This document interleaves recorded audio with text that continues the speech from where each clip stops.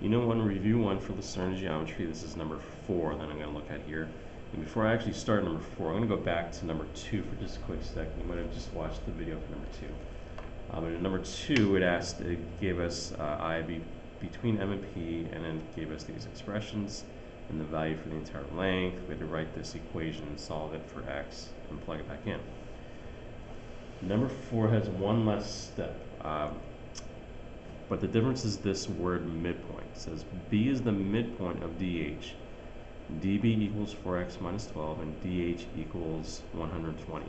Solve for x and show all work below.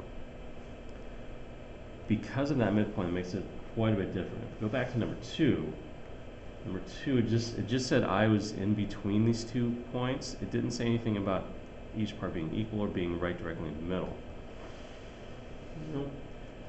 But in number 4, since it says midpoint, that means that since B is the midpoint, it's in the middle, which means that this length DB and this length BH are both exactly the same. Now remember that DH, the whole thing is 120, so there's a couple ways we can do this. If the whole thing is 120, that means, again, each of these are equal. That means DB and BH, if we cut them 120 in half, are both going to be 60.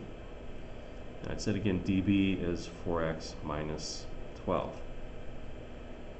So if you know how to split that, if you realize that you have to split that directly in half, you can set up one nice little equation, 4x minus 12 equals 60.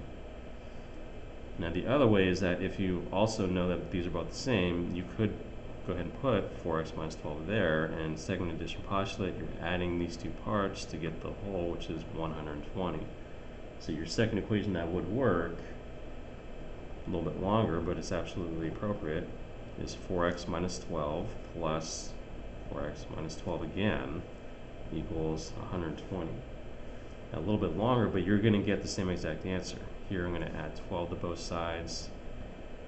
I get 72 divided by 4. That's going to give me 18. Here, if I combine like terms, I get 8x minus 24 equals 120. 4 plus 4 is the 8. Negative 12 plus negative 12 is negative 24. I'm going to move that negative 24 over. I'm going to add it to both sides.